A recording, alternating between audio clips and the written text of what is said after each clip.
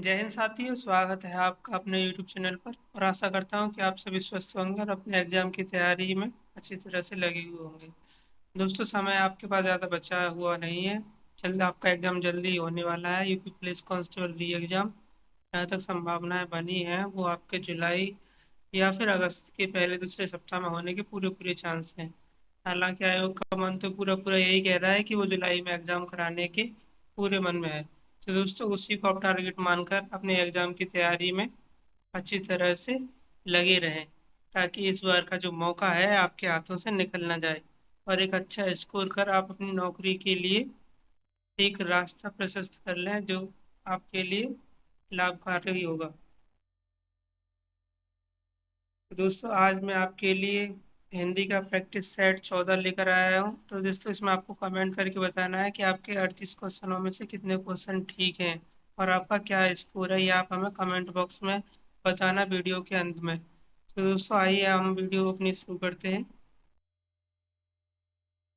तो दोस्तों, आपके सामने पहला क्वेश्चन आ चुका है। क्वेश्चन नंबर पहला आपके सामने है, दोहा और रूला को क्रम में मिलाने पर कौन सा छंद बनता है। तो दोस्तों, आपको इसमें बताना है कि दोहा और अगर हम रूला को मिलाएंगे तो कौन सा छंद बनेगा। तो दोस्तों, इसमें जो है आपका राइट आंसर है वो हो जाएगा आपका कुंडलिया। दोहा और रूला को क्रम में मिलाने पर कुंडलिया बनता है दोस्तों। अगला क्वेश्चन दोस्तों आपके सामने है। क्वेश्चन नंबर दूसरा, निम्नलिखित विकल्पों में से किस विकल्प में सभी व्यक्तिवाचक संज्ञाएं हैं। दोस्तों, चार ऑप्शनों को देखिए और इसमें बताइए कि किस ऑप्शन में सभी की सभी व्यक्तिवाचक संज्ञाएं हैं। तो दोस्तों, इसका जो है राइट आंसर है दोस्तों, वो हो जाएगा आपका option number A. Ram, Ramcharitmanas और गंगा, ये सभी आपकी व्यक्तिवाचक संज्ञाएं हैं दोस्तों। दोस्तों, अगले क्वेश्चन की तरफ चलते हैं हम। क्वेश्चन नंबर तीसरा आपके सामने है, स्वर्ग, पृथ्वी, सूर्य किस शब्द के अनेक अर्थी है। तो दोस्तों, आपको बताना है कि स्वर्ग, पृथ्वी और सूर्य जो है किस शब्द के अनेक अर्थी हैं। तो दोस्तों, इसका जो है आपका राइट आंसर है दोस्तों, वो हो जाएगा आपका ऑप्शन नंबर सी, खेचर। ये सभी जो है स्वर्ग, पृथ्वी और सूर्य के खेचर के अनेकार्थी शब्द है दोस्तों। अगला क्वेश्चन दोस्तों आपके सामने है, निम्नलिखित शब्दों में सदा स्त्रीलिंग वाला शब्द कौन सा होगा। तो दोस्तों, चार ऑप्शनों में से आपको बताना है कि सदा स्त्रीलिंग में कौन सा शब्द आपका प्रयुक्त होगा। तो दोस्तों, इसका जो है राइट आंसर है वो हो जाएगा आपका ऑप्शन नंबर सी, मकड़ी जो है हमारा सदा स्त्रीलिंग में प्रयोग हुआ दोस्तों। अगले क्वेश्चन की तरफ चलते हैं दोस्तों।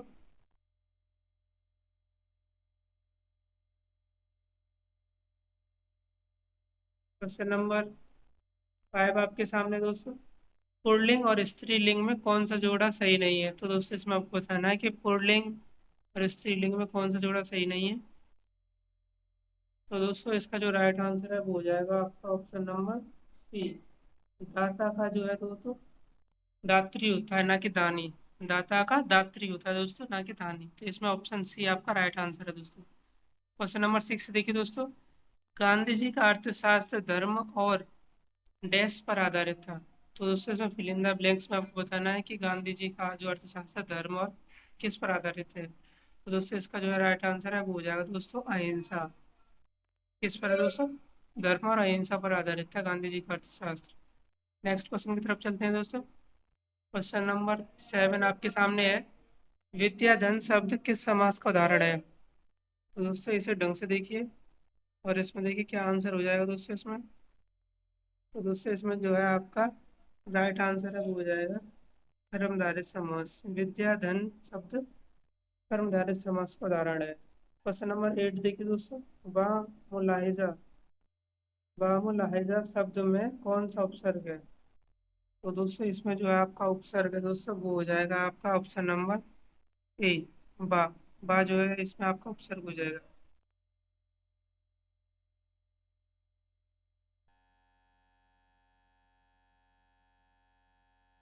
तो दोस्तों, अगला क्वेश्चन आपके सामने है। क्वेश्चन नंबर 9 आपके सामने है, सडानंद शब्द किस समास का उदाहरण है। तो इसमें आपको बताना है कि सडानंद शब्द में कौन सा समास है दोस्तों। तो दोस्तों, इसमें जो है आपका आंसर हो जाएगा वो हो जाएगा दोस्तों आपका ऑप्शन नंबर पी, बहुब्रीहि समास हो जाएगा। कौन सा हो जाएगा, बहुब्रीहि समास।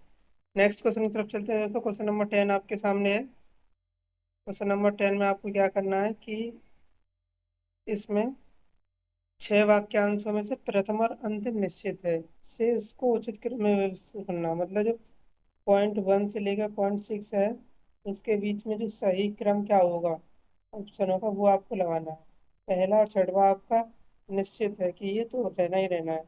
तो दोस्तों इससे देखिए एक बार, स्वदेश प्रेम डैश, तो ऑप्शन नंबर या नागरिकों ने देश के लिए, ऑप्शन नंबर आ सदा, ऑप्शन नंबर ला आह्वान पर, ऑप्शन नंबर बा वसीभूत होकर बड़े से बड़ा त्याग किया। तो दोस्तों इसका जो है राइट आंसर है दोस्तों, वो हो जाएगा ऑप्शन नंबर ए, स्वदेश प्रेम की वशीभूत होकर नागरिकों ने देश के आह्वान पर सदा बड़े से बड़ा त्याग किया। तो दोस्तों इसका जो है राइट आंसर है, वो हो जाएगा आपका ऑप्शन नंबर ए।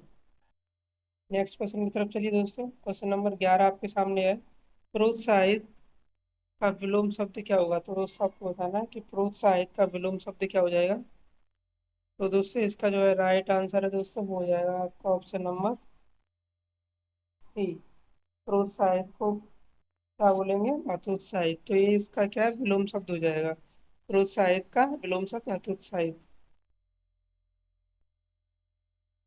तो दोस्तों अगला क्वेश्चन आपके सामने है, क्वेश्चन नंबर 12, दिए गए वाक्यांशों के लिए एक शब्द का प्रयोग कीजिए जो शत्रु की हत्या करता है। दोस्तों उसे हम क्या बोलेंगे। तो दोस्तों जो आपकी शत्रु की हत्या करता है उसे हम बोलेंगे ऑप्शन नंबर ई, शत्रुघ्न बोलेंगे दोस्तों उसे। क्वेश्चन नंबर 13 देखिए दोस्तों, अनुमति शब्द के लिए वाक्यांश का चयन कीजिए। अनुमति के लिए क्या वाक्यांश प्रयोग करेंगे दोस्तों हम। तो दोस्तों अनुमति जो होती है वो होती है किसी कार्य के लिए सहमति देना। ऑप्शन नंबर डी इसका जो है राइट आंसर हो जाएगा दोस्तों। अगले क्वेश्चन की तरफ चलते हैं दोस्तों। क्वेश्चन नंबर 14 आपके सामने है, दुखी क्यों होते हो जब भगवान देता है तो डैश देता है। इसमें खालिस्तान में आपको सही ऑप्शन भरना है कि जिससे इस वाक्य की पूर्ति हो जाए दोस्तों, मुहावरे की पूर्ति हो जाए। तो दोस्तों भगवान जब देता है तो कैसे देता है दोस्तों, छप्पन फाड़ कर देता है। कैसे देता है, छप्पर फाड़ के। तो इसमें जो है आपका ऑप्शन नंबर सी आपका जो है राइट आंसर हो जाएगा। दुखी क्यों होते हो जब भगवान देता है तो छप्पर फाड़ कर देता है। नेक्स्ट क्वेश्चन देखिए दोस्तों, क्वेश्चन नंबर 15 आपके सामने है, बद उपसर्ग किस शब्द में है। तो दोस्तों बद उपसर्ग बताना है कि इन चार ऑप्शनों में से किस में दे रखा है सही।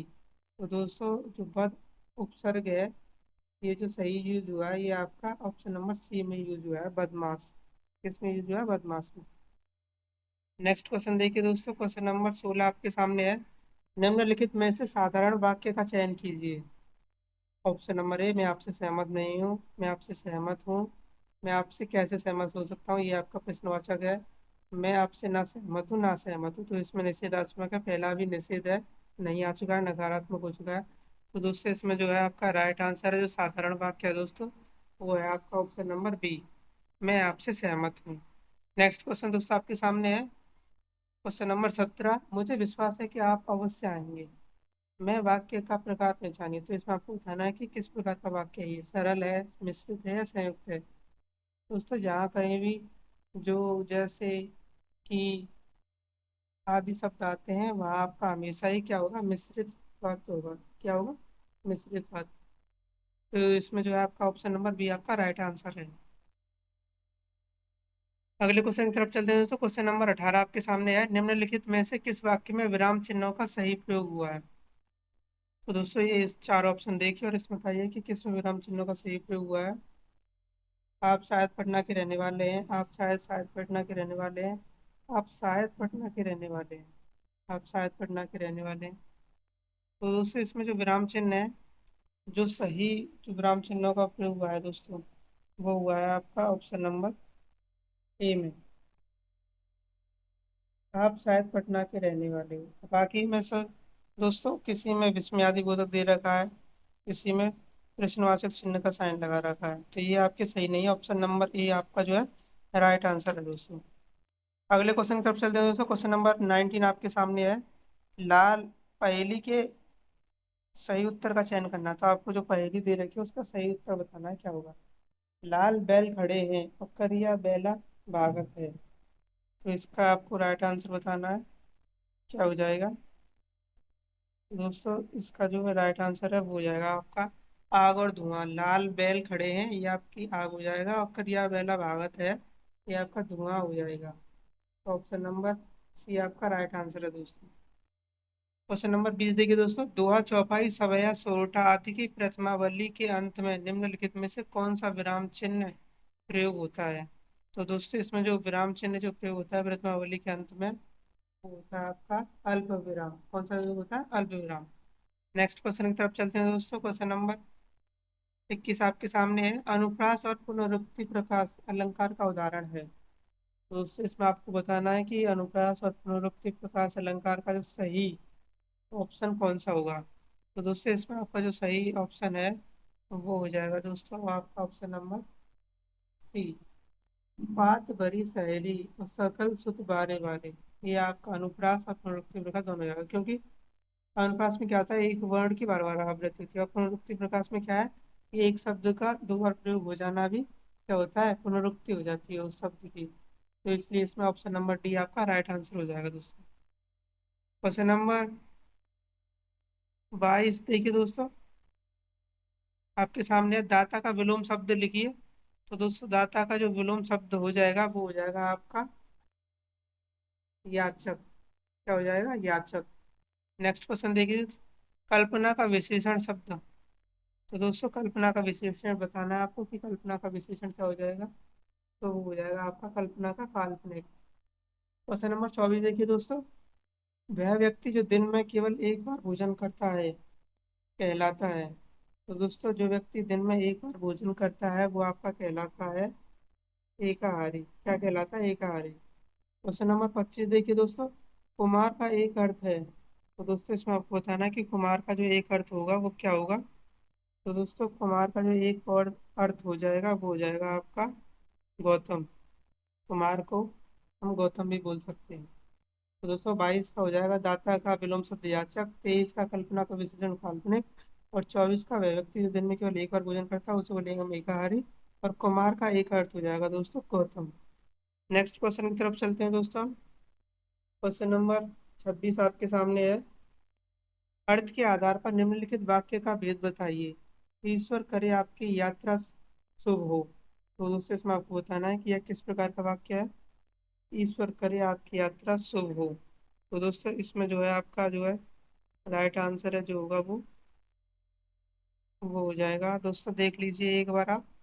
वो होगा आपका इच्छा जाहिर हो रही है दोस्तों इसमें, तो ये आपका इच्छावाचक वाक्य हो जाएगा। क्वेश्चन नंबर 27 देखिए दोस्तों, निस्तेज का संधि विच्छेद क्या होगा। तो दोस्तों निस्तेज का जो संधि विच्छेद है वो आपका हो जाएगा नी धन तेज। ऑप्शन नंबर ए आपका राइट आंसर हो जाएगा दोस्तों। अगले क्वेश्चन की तरफ चलते हैं दोस्तों। क्वेश्चन नंबर 27 हो चुका है, 28 आपके सामने है दोस्तों। जो शब्द विशेषण अथवा क्रिया विशेषण की विशेषता बताते हैं उसे क्या कहते हैं? तो दोस्तों जो शब्द हमारी विशेषण और क्रिया विशेषण की विशेषता बताता है उसे हम प्रविशेषण बोलते हैं। क्या बोलते हैं दोस्तों? उसे हम बोलते हैं प्रविशेषण। और क्वेश्चन नंबर 29 आपके सामने है, माल गोदाम में समास। तो दोस्तों इसमें बताना है कि माल गोदाम में समास, माल के लिए गोदाम। तो इसमें आपका ऑप्शन नंबर ए जो है राइट आंसर हो जाएगा, तत्पुरुष समास। क्वेश्चन नंबर 30 देखिए दोस्तों, मोहन नहीं आने वाला वाक्य कैसा है। तो दोस्तों ये बताना आपको वाक्य कैसा है। मोहन नहीं आने वाला। तो दोस्तों जहाँ कहीं भी आपके सामने नहीं आ जाए वहाँ हमेशा ही नकारात्मक वाक्य या नकारात्मक वाक्य ही होगा दोस्तों। अगला क्वेश्चन देखिए दोस्तों, अगले क्वेश्चन की तरफ चलते हैं हम। क्वेश्चन नंबर 31 आपके सामने है, निम्नलिखित वाक्य का शुद्ध रूप क्या हो। वाक्य है आपका, अब आप जा सकता है। तो दोस्तों इसका ये शुद्ध रूप बताना है आपको।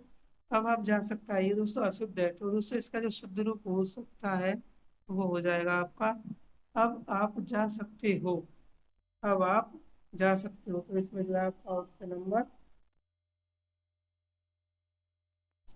बी हो जाएगा दोस्तों। और अब आप जा सकते हैं ये इसका राइट आंसर हो जाएगा दोस्तों। अब आप जा सकते हैं। तो दोस्तों यहाँ देखिए पहले तो है, तो आपको है तो देखना ही है वाक्य में। तो इस तरह से आपको क्रिया और वो देखनी है कि क्या होगा संज्ञा के अकॉर्डिंग। अब आप जा सकते हैं, तो ऑप्शन नंबर डी आपका राइट आंसर हो जाएगा।